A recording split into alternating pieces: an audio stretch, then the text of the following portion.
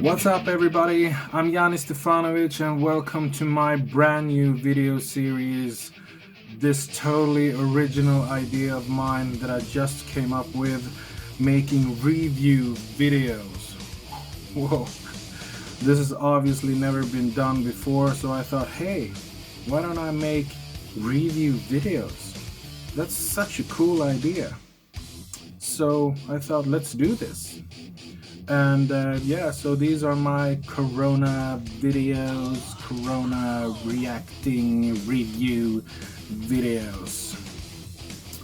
And because you haven't seen these kind of videos before, I thought, yeah, this is gonna be good. So here we are, episode number 1 then.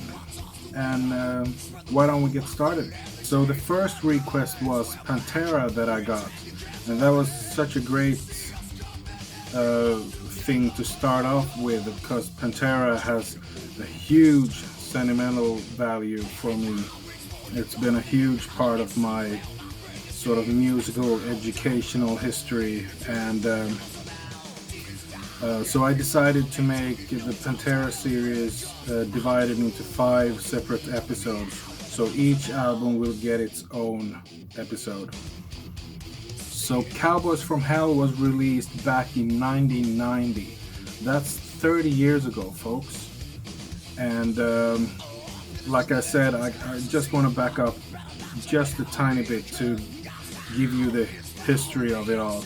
I was 10 years old then, and coming from a background with listening to bands like Halloween, Yngwie Malmsteen, Iron Maiden, not that heavy music at all, and hearing Pantera for the first time was just mind-blowing. I was just so heavily overwhelmed. So that's the foundation for the whole Pantera review videos. I don't think that I can give an objective review. It's highly resting on the sentimental value it had on me, the huge impact it made on me back then. So first thing that hits me is the production, which in my honest opinion is awesome. I think it sounds really good, and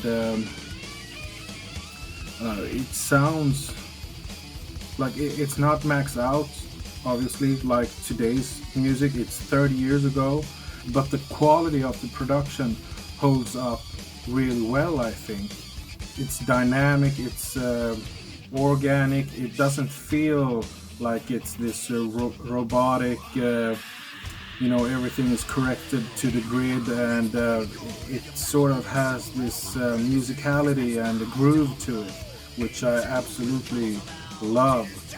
And I'm quite amazed that the quality of the production holds up this well, and I would actually prefer this production over some of the things we have today.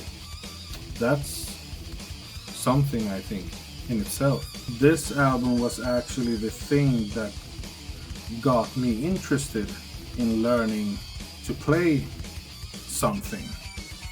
And the first thing that I got hooked on was Willie Paul's drumming. And this 10-year-old kid hearing Concrete Sledge for the first time.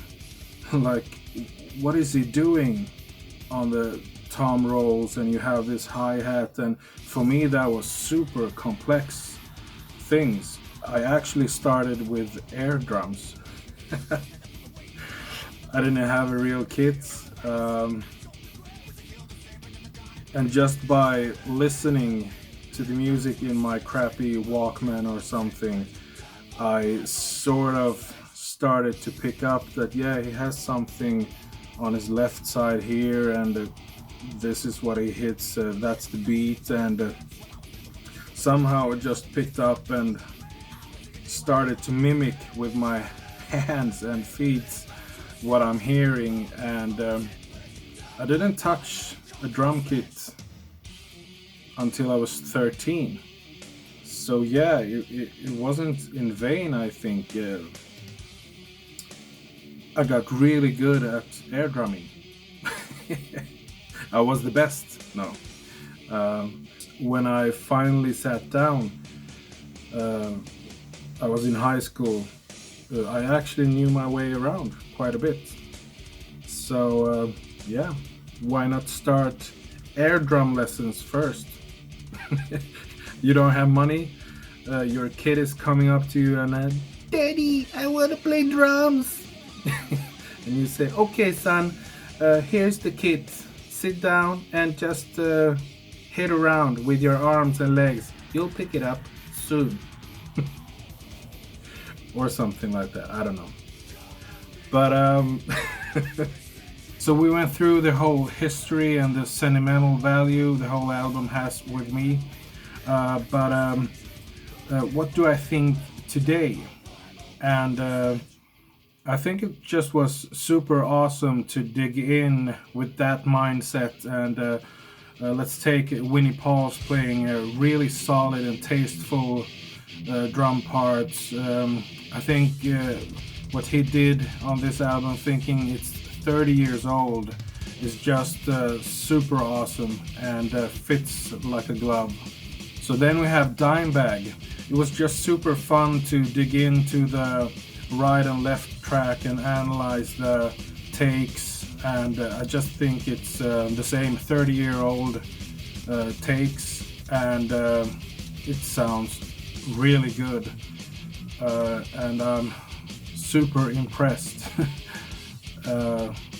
by the high standard Dimebag delivered on their so-called debut album, and the leads and everything is just really good. And then you have Phil and Selma's vocals, which are just spot on. The things he does on this album is just to die for, I think. His range is absolutely crazy on this album. Just take Cemetery Gates, the end screams or high-pitch vocals at the end. Just awesome. And then when he switches, between the clean vocals and the raspy voice and on the verge of growl vocals and these pitch rasp vocals, it's just awesome, I think. Just listen to things he does in Shattered or Clash with Reality.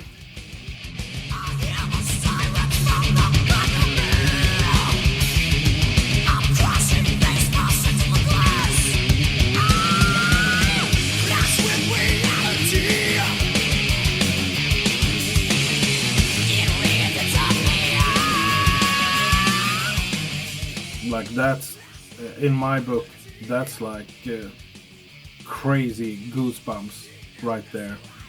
I love it.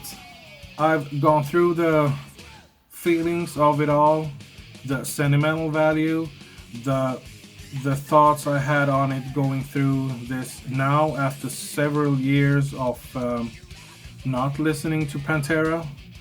And I give this a 10 out of 10. But you can't start out with a 10 out of 10. But that's no fun. Well, guess what? I just did. And who cares? This is my review channel. This is my review channel, okay? So I do whatever I want and you do whatever you want, okay? That's how I feel. And because I really think it's a good album through and through. Yes, the sentimental value, but also everything about it. It's a good production. It has the good songs. It has everything I like in music. But I just want to finish up with saying thank you for spending the time with me. I appreciate you and your willingness to spend a few minutes listening to me rambling on about my sentimental values about Pantera and the impact it made on me as a kid versus the thoughts I had on the album today. Hopefully it wasn't all too boring and just a waste of time, but yeah, maybe I'll see you in the next video with Vulgar Display of Power. So until then, take care people, stay safe. Primal concrete sledge.